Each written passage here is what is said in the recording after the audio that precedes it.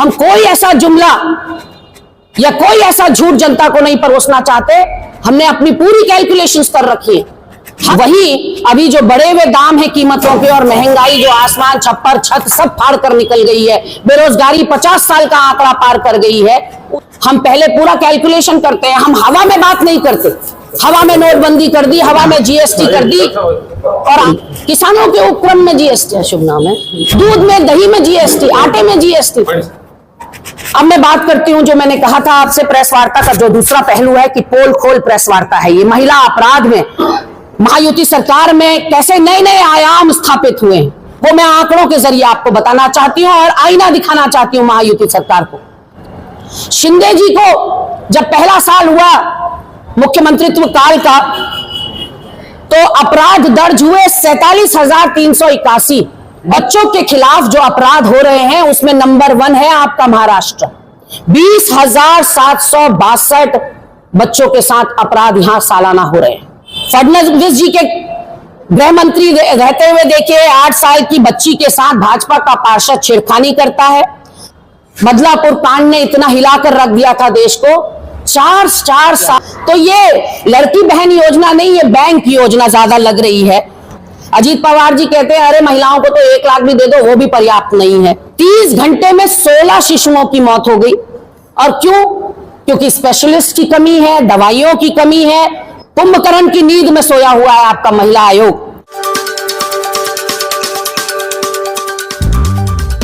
All India spokesperson Congress committee के आज वो आप पत्रकार परिषद को संबोधित करेंगे। सबसे पहले मैं शहर जिला कांग्रेस कमेटी की तरफ से उनका स्वागत करूंगा।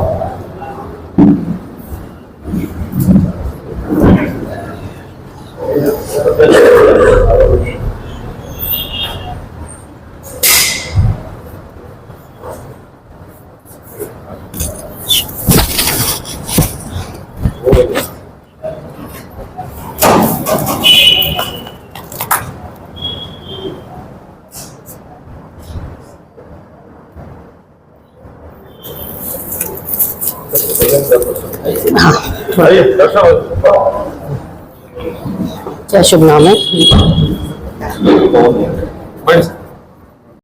सम्मानित पत्रकार बंधु, क्षमा याचना के साथ कि थोड़ा विलंब हमारी तरफ से हुआ है प्रेस वार्ता में। आप लोगों का बहुमूल्य समय नष्ट करने के लिए पुनः मैं क्षमा चाहती हूँ। अजंता एलोरा की इस पौराणिक सभ्यता और संस्कृति के लिए विश्व प्रसिद्ध छत्रपति संभाजी नगर को नमन करते हुए, वंदन करते हुए, आप सब ने आज जो इस महत्वपूर्ण प्रेस वार्ता के लिए अपना कीमती समय निकाला और आप कांग्रेस कार्यालय पहुंचे हैं, उसके लिए आपका हृदय से आभार व्यक्त करती हूं, धन्यवाद करती हूं। मंच में हमारे साथ उपस्थित हैं हमारे बहुत ही सम्मानित डीसीसी प्रेसिडेंट यूसुफ शेख जी, हमारे छत्रपति संभाजी नगर ईस्ट के प्रत्याशी लहूजी शेवाड़ी जी, डॉक्टर पवन डागरे जी, हमारे आईवाईसी प्रेसिडेंट सागर नागरे जी, केसर बाबा जी, अजय जी, अक्षय जी, इमरान जी। सम्मानित पत्रकार बंधु, आज की जो प्रेस वार्ता है वो मुख्यतः 2 भागों में है। एक जो हमारी 5 गारंटी और उससे क्या असर महाराष्ट्र के विकास में, उसकी प्रगति में पड़ेगा, उस पर बात रखूंगी। और दूसरा पोल खोल प्रेस वार्ता है महिला अपराध के क्षेत्र में। आज जिस वक्त मैं आपसे बात कर रही हूं, आज ही की तारीख में अलग अलग शहरों में प्रमुख स्थानों पर हमारी महिला नेत्रियों के द्वारा, कहीं मीनाक्षी नटराजन जी कर रही हैं तो कहीं शमा मोहम्मद जी कर रही हैं, कहीं हमारी महाराष्ट्र की महिला प्रदेश अध्यक्ष प्रेस वार्ता कर रही हैं इसी वक्त जब मैं आपसे बात कर रही हूं। और हम सभी महायुति सरकार में किस तरह से महिलाओं को दबाया गया, कुचला गया, उनके साथ शोषण हुआ, वो सब आपके सामने आंकड़ों के साथ रखेंगे। महाविकास आघाड़ी पर्यायवाची है भरोसे की, विश्वसनीयता की। ये बात हमने साबित भी करके दिखाया है। केवल हवा हवाई नहीं, हम वो दावे वादे नहीं करते जो हमसे पूरे ना किए जाएं। वहीं दूसरी तरफ महायुति सरकार है जो पर्यायवाची है झूठ की, फरेब की, प्रपंच की, आडंबर की और जुमलों की। ये उन्होंने भी सिद्ध करके दिखाया कि उनके हाथी के दांत खाने के और हैं और दिखाने के और हैं। मैं पीछे आपके मानस पटल को ले जाना चाहती हूं भूतकाल में। 2014 में प्रधानमंत्री नहीं बने थे मोदी जी। जरा याद करिए उनके दावे और वादों को। कहां गई 2 करोड़ नौकरियां सालाना, 15-15 लाख और काला धन? कहां गए वो 100 स्मार्ट सिटीज, वो किसानों की आय दुगनी करना, वो हवाई चप्पल वालों का हवाई जहाज में बैठने का वादा करना, वो रुपया डॉलर के बराबर कर देना, महंगाई कम करना, बेरोजगारी कम करना और तमाम तरह के सांसदों से गांव गोद लेने का वादा, गांवों का कायाकल्प करने का वादा, सब हवा हवाई साबित हुए। पीठ में छुरा भोंक दिया आम जनता के। कैसे? आवश्यक वस्तुओं की कीमतें इतनी बढ़ा दी हैं, जीएसटी उन पर लगा दी है कि आज त्योहार मनाना एक आम आदमी के लिए मुश्किल हो गया है। दिवाली अभी गुजरी है, अपने बच्चे कोई पटाखे मांग रहे हैं तो कोई लड़ियां लगाने के लिए कह रहे हैं। कैसे एक आम आदमी अपनी गुजर बसर कर रहा है, अपने बच्चों की ख्वाहिशें पूरी कर रहा है, वो वही जानता है। इस महायुति सरकार में, या ये कहूं कि केंद्र की सरकार के पिछले 10 साल के शासन में, एक परिवार के ऊपर लगभग सालाना 1 लाख का अतिरिक्त बोझ पड़ रहा है। महाविकास अघाड़ी ने जो 5 गारंटियां 5 सूत्रों के रूप में लॉन्च करी हैं, देखने में आपको कम लग रही होंगी कि 5 ही तो हैं, लेकिन वो 5 इतनी दमदार हैं कि उससे पूरे प्रदेश के विकास में और अर्थव्यवस्था में एक व्यापक असर पड़ने वाला है। महिलाओं को आत्मनिर्भर करना और सशक्त करना इसका मकसद है। छोटे और सीमांत किसानों पर जो वित्तीय और कर्ज का बोझ है, जिसके तले वो दबे चले जा रहे हैं और आत्महत्या को मजबूर कर रहे हैं, उनको उस बोझ से उबारना इसका मकसद है इन 5 गारंटियों का। युवा जो आज बेरोजगारी की हालत में हताश है, निराश है, उनको उस निराशा से, उस कुहासे से, उस अंधेरे से बाहर निकालना इन 5 गारंटियों का मकसद है। वो तमाम वर्ग समाज के जो अपने आप को हाशिए पे महसूस करते हैं, जिनको अधिकार नहीं मिल रहा, न्याय नहीं मिल रहा, प्रतिनिधित्व नहीं मिल रहा, सम्मान नहीं मिल रहा, उनको उनका सम्मान देना, न्याय देना इसका मकसद है। अगर हम पहली गारंटी की बात करें तो महालक्ष्मी, जिसमें हम हर घर की हर महिला को 3000 रुपया प्रति माह देने का वादा कर रहे हैं, जिसे वो अपने स्वास्थ्य पर, अपने एजुकेशन पर और अपनी जरूरतें, अपनी चाहतें पूरी करने के लिए जो है इस्तेमाल कर सकती है। हम हर महिला के लिए मुफ्त बस सेवा शुरू करने जाएंगे। ये वादा हमने किया है कि मुफ्त फ्री बस सेवा होगी महिलाओं के लिए, जिसकी बहुत जरूरत भी है, उसे किसी का मुंह नहीं देखना पड़े। कहीं ना कहीं आप देखिए कि किस तरह से हमने वादे किए तेलंगाना में और कर्नाटक में। हम लगभग सभी वादे पूरे कर चुके हैं और जो रह गए हैं उस दिशा में हम प्रयासरत हैं। कर्नाटक में अगर कोई आपका जानने वाला है तो उससे पूछिएगा, 60 लाख महिलाओं को हम लाभान्वित इस महालक्ष्मी योजना के अंतर्गत कर चुके हैं, 3000 रुपए प्रति माह। किसानों की बात करते हैं, किसानों को हमने कहा है कि हम 3 लाख तक का ऋण माफ करेंगे। हम प्रोत्साहन राशि के रूप में 50,000 रुपया उन किसानों को देंगे जो रेगुलर बेसिस पर अपना लोन चुकता करते हैं, डिफॉल्टर नहीं है। लगातार जो लोग समय समय पर अपना चुकता कर रहे हैं लोन, उनको प्रोत्साहन के रूप में हम 50,000 देंगे। यहां मैं बता देना चाहती हूं आपको कि जो इनपुट कॉस्ट होती है, जो उच्च लागत है किसी किसान की, जो चाहे फर्टिलाइजर के रूप में हो, खाद के रूप में हो, उपकरणों के रूप में हो, बिजली पानी के रूप में हो, उच्च लागत और एमएसपी से कम दाम में जब किसी किसान की फसल बिकती है तो फिर वो कर्ज के बोझ के तले दबता है और आत्महत्या को मजबूर होता है। हमारा मकसद उसको इससे बाहर निकालना है। 2008 में यूपीए की मनमोहन सरकार ने जब किसानों का हजारों करोड़ का ऋण माफ किया था, देश भर के किसानों का, उस वक्त महाराष्ट्र के 42 लाख किसानों को इससे मदद मिली थी, उनका भी ऋण माफ हुआ था। मैं बात करूं तेलंगाना की तो हमने अभी 18,000 करोड़ का ऋण माफ किया है किसानों का और 22 लाख किसानों को उससे फायदा पहुंचा है। हमने 2020 में महाविकास अघाड़ी सरकार के समय पर 20,234 करोड़ रुपया माफ किया और 32 लाख किसानों को यहां महाराष्ट्र में हमने फायदा पहुंचाया, मदद मिली। अगर हम युवाओं की बात करें तो प्रति माह युवाओं को 4,000 रुपया भत्ता देकर हम उनको तनाव मुक्त कर रहे हैं। तनाव मुक्त कैसे? इस 4,000 को वो अपने एजुकेशन पे, अपनी शिक्षा पे खर्च कर सकते हैं, अपने कौशल विकास पे खर्च कर सकते हैं। उनको किसी भी नौकरी के लिए आवेदन भरना है तो आपको पता है कि शुल्क लगता है हर आवेदन के लिए। उनको अपने माता पिता का मुंह नहीं देखना पड़ेगा। वो बेबसी, वो मायूसी नहीं रहेगी। इन 4,000 रुपयों से वो आवेदन अपना भर सकेंगे और इस प्रदेश के विकास में, इसकी अर्थव्यवस्था में एक सक्रिय और सकारात्मक भूमिका निभा सकेंगे। कुटुंब रक्षण ये बहुत बड़ा और वजनदार शब्द है। आप और मैं, एक ही दुआ है, एक ही प्रार्थना है हम सबकी, हमारा कुटुंब, हमारा परिवार स्वस्थ रहे, सकुशल रहे। क्योंकि परिवार में एक व्यक्ति भी बीमार पड़ता है तो पूरा परिवार बीमार हो जाता है। पैसा पानी की तरह बहने लगता है, महंगी दवाइयां और महंगे इलाज में, महंगे टेस्ट में। हमने वादा किया है कि 25 लाख का स्वास्थ्य बीमा हम कराएंगे हर परिवार का, और हमने करा। अशोक गहलोत सरकार ने राजस्थान में स्वास्थ्य बीमा किया 25 लाख का। यह भी पता करवा लीजिएगा किसी से कि आज राजस्थान के 90% से ज्यादा आबादी उस स्वास्थ्य बीमा कवर के अंडर पूरी तरह से सुरक्षित है। हम मुफ्त दवाएं देंगे, यह हमारा वादा है। तो 25 लाख की राशि यदि परिवारों को मिल जाए स्वास्थ्य बीमा में, तो आप सोचिए कि कितना बड़ा सर से बोझ उतर जाएगा, क्योंकि जो कमाई का आधे से ज्यादा हिस्सा है वो तो स्वास्थ्य में निकल जाता है।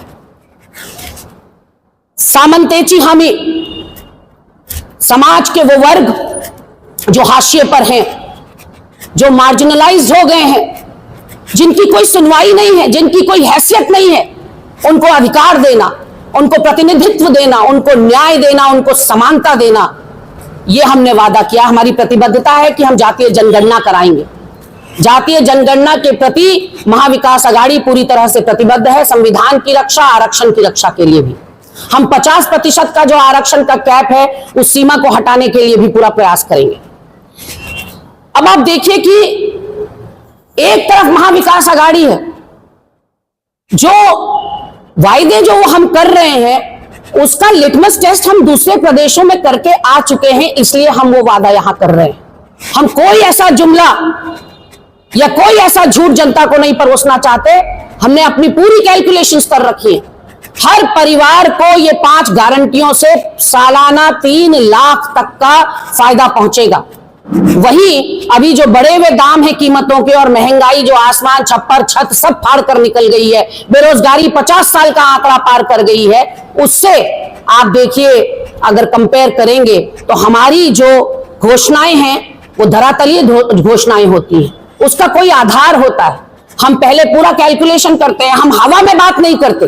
हवा में नोटबंदी कर दी, हवा में जीएसटी कर दी, और आज तक जीएसटी में संशोधन ही हो रहे सैकड़ों। आप गूगल करेंगे तो आपको पता चलेगा कि जीएसटी लागू हुए 8-9 साल हो गए, लेकिन आज तक उसमें संशोधन पे संशोधन ही हुए चले जा रहे हैं, क्योंकि जीएसटी लागू करने वाले को भी नहीं पता उसने क्या लागू किया, और जिन पर लागू हुई है उनको नहीं पता कि भरना कैसे है। हर वस्तु पर जीएसटी है, कोई वस्तु नहीं छोड़ी। किसानों के उपक्रम में जीएसटी, दूध में, दही में जीएसटी, आटे में जीएसटी। अब मैं बात करती हूं जो मैंने कहा था आपसे, प्रेस वार्ता का जो दूसरा पहलू है कि पोल खोल प्रेस वार्ता है। ये महिला अपराध में महायुति सरकार में कैसे नए नए आयाम स्थापित हुए हैं, वो मैं आंकड़ों के जरिए आपको बताना चाहती हूं और आईना दिखाना चाहती हूं महायुति सरकार को कि ये देखिए आपने क्या हश्र किया महाराष्ट्र की महिलाओं का। फडणवीस जी मुख्यमंत्री थे, उनके कार्यकाल में महाराष्ट्र महिला अपराध में दूसरे नंबर पर था पूरे देश में। पहले नंबर पर दिल्ली, दूसरे नंबर पर महाराष्ट्र। शिंदे जी को जब पहला साल हुआ मुख्यमंत्रित्व काल का, तो अपराध दर्ज हुए 47,381, और ये वो अपराध हैं जो दर्ज हुए। ये आपको और मुझे दोनों को पता है कि आधे से ज्यादा महिलाएं तो दर्ज ही नहीं कराती मुकदमे। 47,381 अपराध दर्ज हुए हैं पहले ही साल में शिंदे जी के। क्राइम अगेंस्ट चिल्ड्रन, बच्चों के खिलाफ जो अपराध हो रहे हैं उसमें नंबर 1 है आपका महाराष्ट्र। 20,762 बच्चों के साथ अपराध यहां सालाना हो रहे हैं। किडनैपिंग के केसेस 18,724 महिलाएं किडनैप हुई हैं। अटैक महिलाओं पे, चाहे राह चलते छेड़खानी हो या अटैक्स हो, 10,568 अटैक्स जो हैं वो दर्ज हुए हैं। 2023 के रेप केस 7,521 अगर हम औसत निकालें तो प्रतिदिन 21 रेप हुए हैं महाराष्ट्र के अंदर। यह 2023 का आंकड़ा है। फडणवीस जी के गृह मंत्री रहते हुए देखिए 8 साल की बच्ची के साथ भाजपा का पार्षद छेड़खानी करता है। 13 साल की लड़की जो है जलगांव में दुष्कर्म हो जाता है। बदलापुर की घटना जिसने रोंगटे खड़े कर दिए। मैं स्वयं नागपुर के नजदीक चंद्रपुर एक जगह है, वहां प्रेस करने आई थी 24-25 अगस्त को। बदलापुर कांड ने इतना हिलाकर रख दिया था देश को। 4 साल की 2 बच्चियों के साथ शौचालय में दुष्कर्म की कोशिश, सेक्सुअल हैरासमेंट, मॉलेस्टेशन। और क्या किया शिंदे और फडणवीस जी की सरकार ने? क्योंकि स्कूल मैनेजमेंट में 2 पदाधिकारी भाजपा के थे, उनको बचाने के लिए एड़ी चोटी का जोर लगा दिया। उन दोनों बच्चियों की मां जो गर्भवती थी उसको 12 घंटे तक थाने में बैठा के रखा एफआईआर दर्ज कराने के लिए। और फडणवीस जी को शक्ति दंड विधेयक लाने में मुश्किल हो रही है। इतना सब हो जा रहा है। ये जो बदलापुर का कांड हुआ उसके 2 दिन के अंदर 7 और रेप हुए नाबालिगों के साथ। तो ये सरकार अंकुश लगाने में कहीं से कहीं तक सक्षम नहीं है। कानून व्यवस्था पूरी तरह से चरमरा गई है।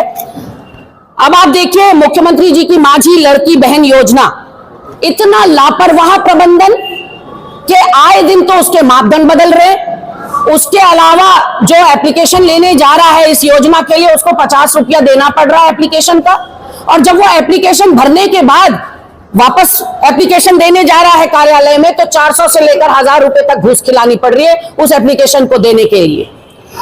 आप ये देखिए कि 3000 रुपया महिलाओं के बैंक में आएगा कहा गया मुख्यमंत्री जी की योजना में। वो बैंक जो है उसको मनमानी कटौती यानी कि कोई भी सरचार्ज या पेनलाइज कर दे रहे हैं, पेनल्टी चार्ज कहिए, किसी भी तरह से वो बैंक ले रहा है पूरे 3000 रुपए। मैं आपको बताना चाहती हूं पिंपरी चिचवाड़ में हजारों महिलाओं ने यह शिकायत करी कि बैंक में पैसा जैसे ही आया वो बैंक ने ही हड़प लिया, तमाम तरह के हमें कारण बताकर कि आपको ये पेनल्टी पड़ रही है, आपको ये सरचार्ज पड़ रहा है। गरीब आम महिलाएं क्या जाने कि बैंक की भाषा क्या होती है, उनको कुछ भी एबीसीडी पढ़ा दिया और कहा कि पूरा 3000 कट गया। तो ये लड़की बहन योजना नहीं, ये बैंक योजना ज्यादा लग रही है।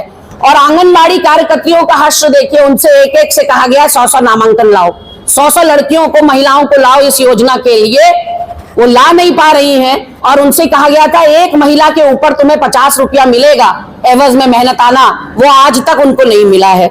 अजीत पवार जी कहते हैं अरे महिलाओं को तो 1 लाख भी दे दो, वो भी पर्याप्त नहीं है। सतारा में एक व्यक्ति ने 30 अलग अलग आधार कार्ड, फर्जी आधार कार्ड प्रस्तुत करके 30 महिलाओं का 3-3 हजार खा लिया। यवतमाल में एक आदमी के खाते में 3000 आ गए, जबकि ये महिलाओं के लिए लड़की बहन योजना है, आदमी के खाते में आ रहे हैं। लापता महिलाओं पर चलती हूं आपको। 2016 से 18 के बीच में फडणवीस जी के कार्यकाल में नंबर 1 पे था। यहां से जो अपहरण या लापता महिलाएं हो रही हैं, महाराष्ट्र पूरे देश में नंबर 1 था। 91,559 महिलाएं गायब हुई 2016 और 18 के बीच में। हर साल महाराष्ट्र में 64,000 महिलाएं लापता होती हैं, जिनमें से 10% कभी घर नहीं लौटती। और ये जो राष्ट्रीय दर है उससे ज्यादा का दर है। ये जो 64,000 महिलाएं महाराष्ट्र से लापता हो रही हैं, राष्ट्रीय दर से ज्यादा का औसत है।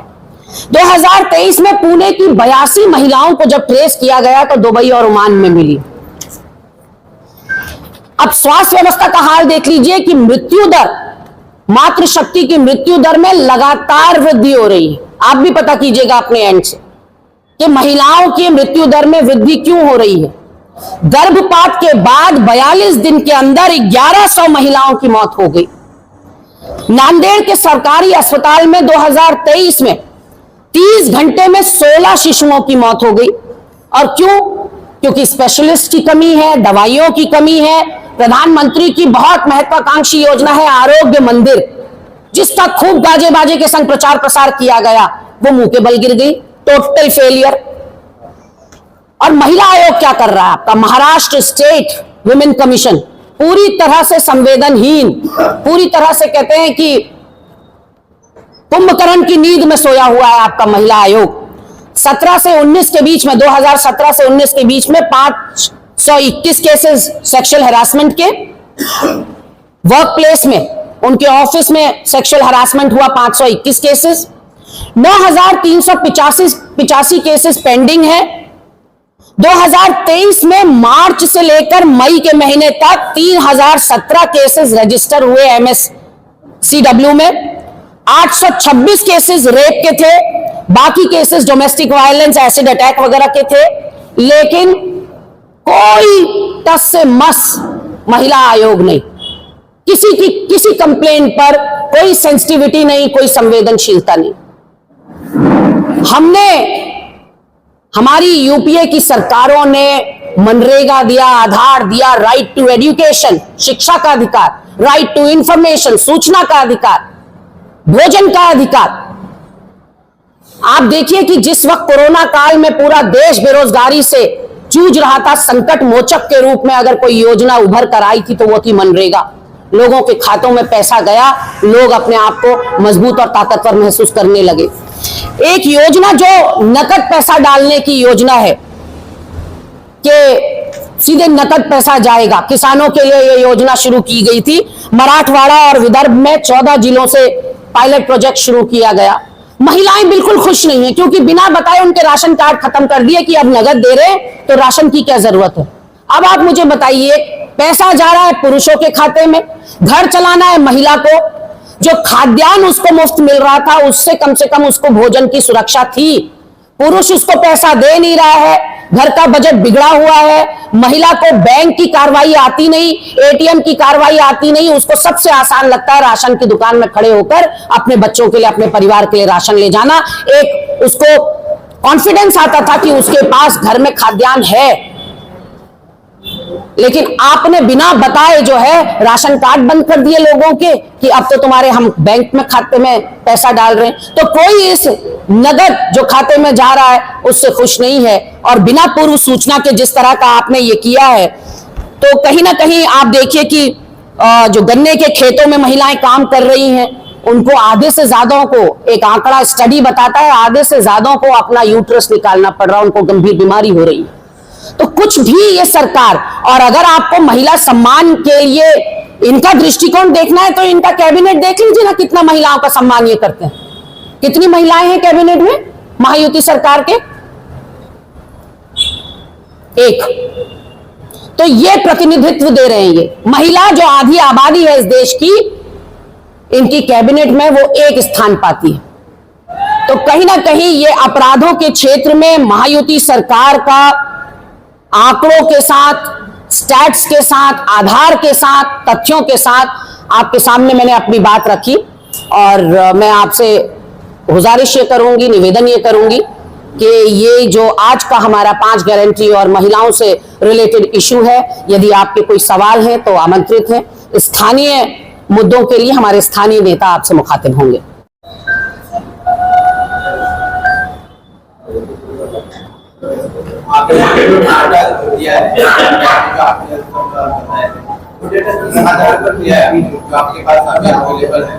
हमने पूरा स्टडी किया है, हमने ऑफिस से डेटा लिया है, हमने वेबसाइट से डेटा लिया है। हर जो मामला दर्ज होता है, चाहे वो विमेन कमीशन हो, उसको अपलोड करना होता है, तमाम विभागों को अपने मामले अपलोड करने होते हैं। कानून व्यवस्था जो लॉ एंड ऑर्डर है प्रदेश का,